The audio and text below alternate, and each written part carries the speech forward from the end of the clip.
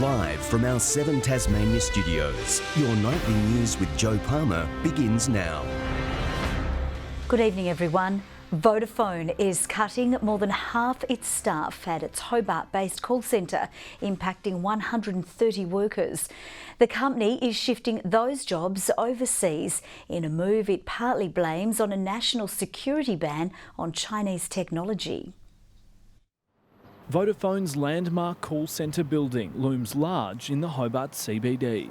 But with today's cuts, the company's staff will fit on just one floor of this big building. We've unfortunately had to make a very tough decision and announce that we are undertaking a proposed restructuring in the call centre today, which will take about a month to play out and could affect up to 130 jobs here. It's obviously not good news. At its peak, the centre was home to 1,000 jobs. Now only 100 will be left. Most call centre duties shipped offshore. So when a Vodafone customer calls, will they be talking to someone overseas? Most of the time they will. As I say, some of the more sophisticated, more complex transactions will still come through to Hobart. People don't want to see this standards of service decline and be taken overseas. The Hobart Centre opened with great fanfare in 2015, propped up with almost $4 million from the federal government and payroll relief from the state. In terms of the contractual arrangements with Vodafone, my understanding is that they have met their obligations in terms of the deal that was struck a number of years ago, but we'll obviously have a look at that. Vodafone is partly blaming this round of staffing cuts on significant financial pressure as a result of the federal government's ban on technology from Chinese firm Huawei. The ban on Huawei was made for national security reasons, and at the end of the day, whilst one listens to the corporate sector, the national interest has to outweigh their corporate concerns. Vodafone says it's offering assistance to affected workers, including help with interstate relocation. Michael Breen, 7 Tasmania News. A man and his former lover will spend years behind bars for killing Risdon Vale tattoo artist Dwayne "Doc" Davies in 2017. The Chief Justice described the murder as an act of betrayal when handing down the sentence. The grief-stricken Davies family leaving the Supreme Court in the end of a 6-week trial. Today, learning the fate of Dwayne "Doc" Davies' 2 killers. His wife Margaret Ann Otto and best friend Bradley Scott Purkis were found guilty of murder on Monday after 5 hours of jury deliberations. Purkis today sentenced to 24 years prison with a non-parole period of 14 years. And Otto sentenced to 15 years jail time with a non-parole period of 7.5 years. I would have liked some more, but we're happy with what we got.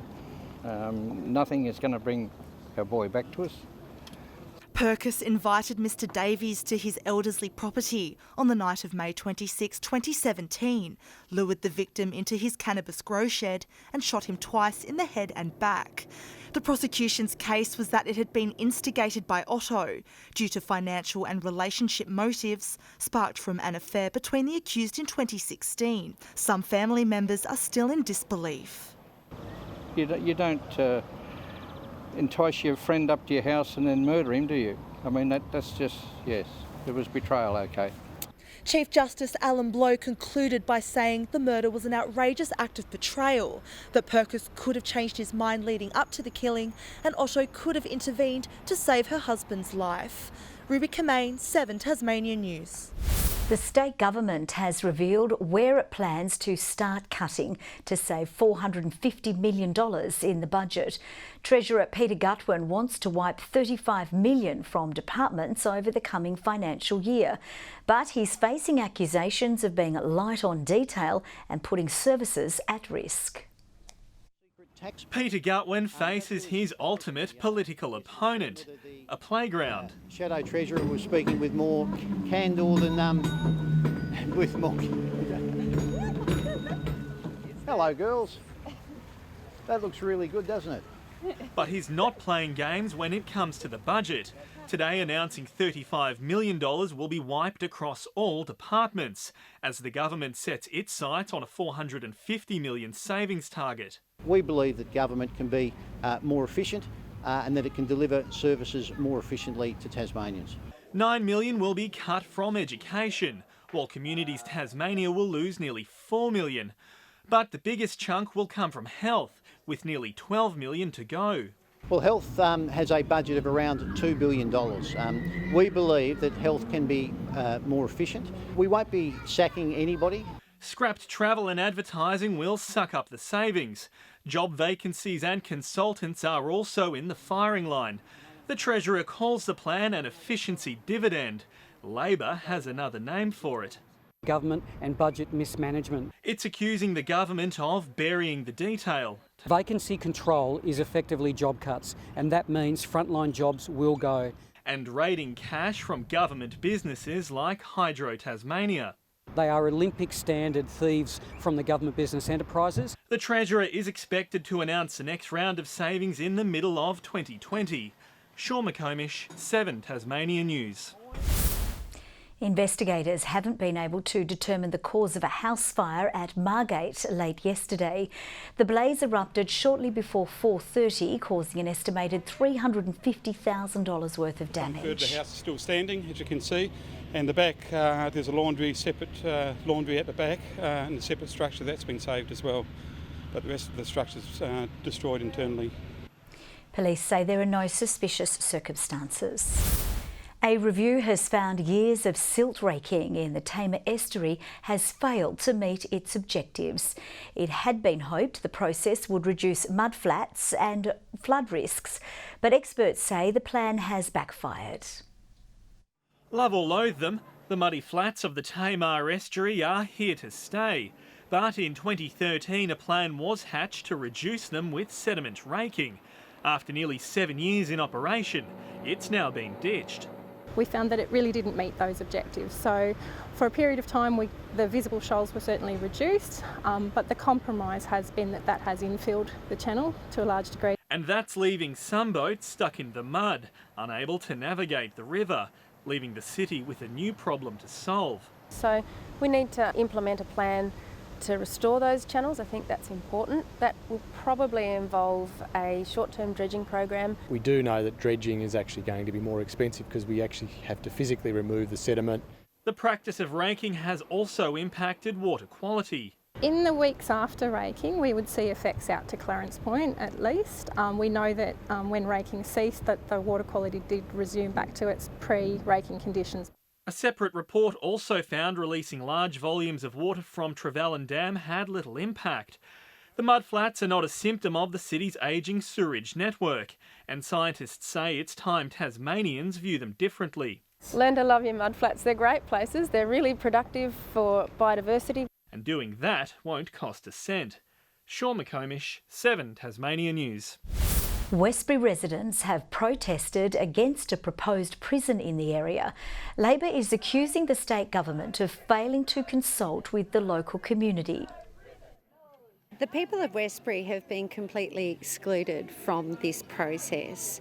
Most of them found out about it for the first time when they watched the news that night. We feel that there is a real cloud of secrecy over this whole issue. But the Liberal Party says Labor is fear-mongering. Labor have taken two positions on this. In Hobart, they were supporting the prison. In the region, they're opposing it. My view would be to allow the process to take its course, ensure that people have all of the necessary information to make an informed decision. Westbury residents will be holding another protest on October 27. The shine appears to be fading from Tasmania's golden age of tourism.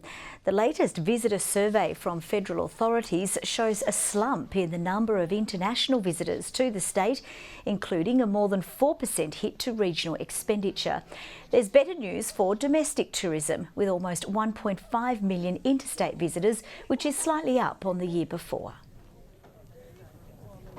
What it shows, these numbers show, there's a little bit of a headwind ahead, particularly out of Asia, and this is something that's impacting on Australian tourism across the country. After 4 years of outstripping the national average of the number of international visitors coming to our state, we've seen things even out, which is the reason why we need to continue to invest in cutting-edge marketing campaigns. The visitor survey suggests Tasmanians took more than 800,000 holiday trips within the state in the last financial year. In a moment for Tasmania's history books, the state's first all-female career firefighting crew was called out to action today. The Tasmania Fire Service says it happened simply by chance, marking a special start to the career of one brand new recruit. Suited up and armed with a hose, an early alarm, plus a gas leak in North Hobart, sending this all-female career firefighting crew out on the road, a momentous first for Tasmania. And we didn't set it up, we were just lucky enough to have an all-girls crew today, which is the first time in my 18 years and of the Tasmanian Fire Service, so pretty exciting.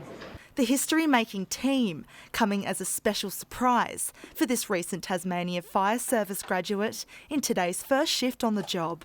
To be on my first call out with an all-girls crew was, totally unexpected and really exciting, and it goes to show that there's a lot more women getting involved and there's a lot more women in the fire service than I'd ever imagined. She's part of the slowly increasing number of females taking up the role. 13 out of Tasmania's 322 career firefighters are women. So come on girls, we need to lift those numbers, but it will happen over time, and to see something like this today occur is, I'm proud to be a part of it. The more women that are in it, and even since I've joined and actually got through the recruitment process, I've noticed that it's inspiring a lot of other women. Ruby Kamane, 7 Tasmania News.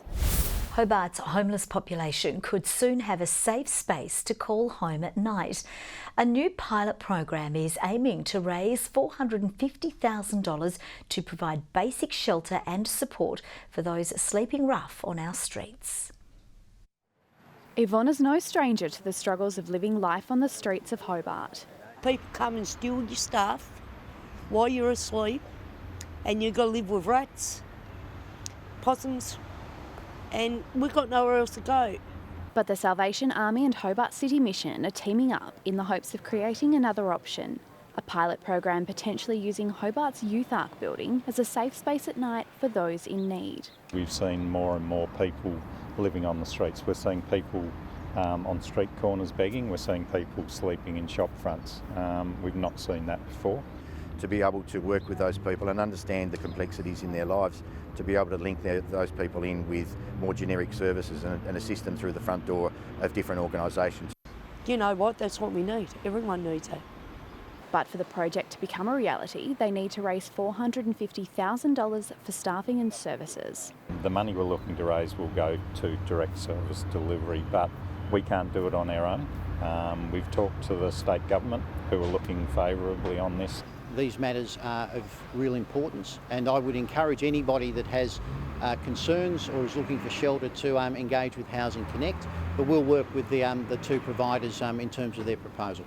With nothing guaranteed from the government, they're calling for community support to ensure that the program can start in November as anticipated. To donate, visit the Hobart City Mission website. Ebony Ablett, 7 Tasmania News. A Launceston hairdresser has fallen victim to hacking, costing the business all of its bookings and customer details. The salon is urging its clients to confirm their reservations as it heads into the busiest period of the year. This hair salon has had its software snipped after hackers infiltrated its online system. Newstead Hair, now part of a growing number of Australian individuals and businesses impacted by cybercrime. A report released earlier this week found a case of hacking occurs once every 10 minutes across the nation. The news isn't any better for Tasmanians, with more than 170 cases reported in the last 3 months. For Newstead Hair, the hacking incident has cut deep. It has a huge impact on our business as we're relying on those clients to come in. We don't know if we've got availability, so clients are still wanting to book in, but at the moment it's really hard because we don't know if we're going to double book someone. If you want to give hackers the snip, experts suggest you automatically update software applications and regularly back up your business's data. The attempts to hack are very commonplace. The number of instances that occur on daily are in the thousands. We did have virus protection, but we've updated everything. So I would hate for anyone to be going through what we're going through now. It's had a huge impact on the business, and I would hate for anyone to have to go through what we're actually going through at the moment. Newstead Hair is urging customers to contact them if they had made a booking.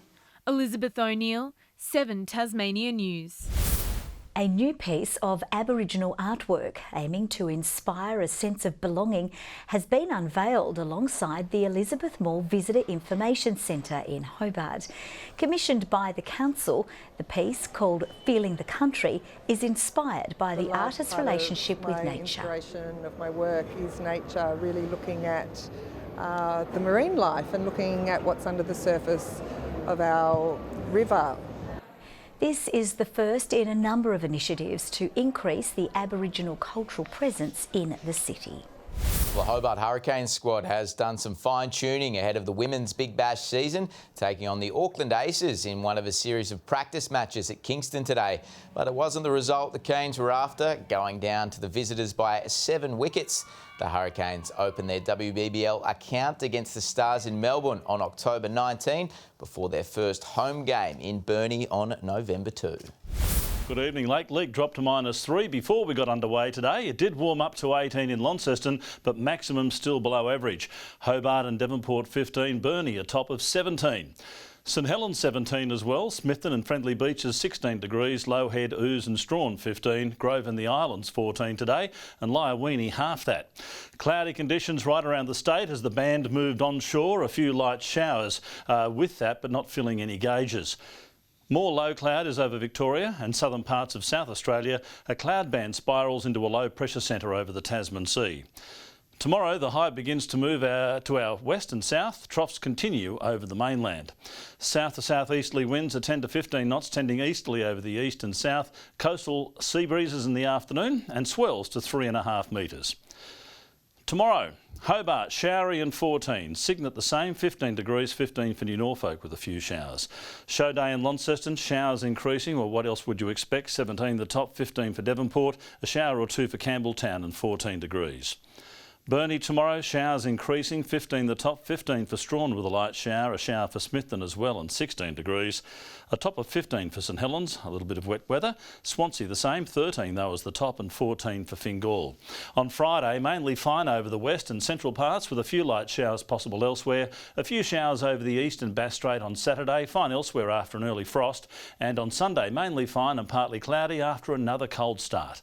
Partly cloudy in Perth and Adelaide tomorrow, a few showers clearing from Melbourne, showers for Sydney and Brisbane, but sunny and 34 in Darwin. Cloudy here, 11 degrees in Hobart, 15 in Launceston, Devonport 14 degrees, not the best forecast for Launceston show day. Plenty of action though, Sideshow Alley, the wood chopping. I always look forward to the sheepdog trials, Joe. Hope the jury deliberates effectively tomorrow. Every show, same joke. Thank you very much, Murph. That's all from the team for now. I apologise. We'll be back a little bit later with updates. Bye-bye.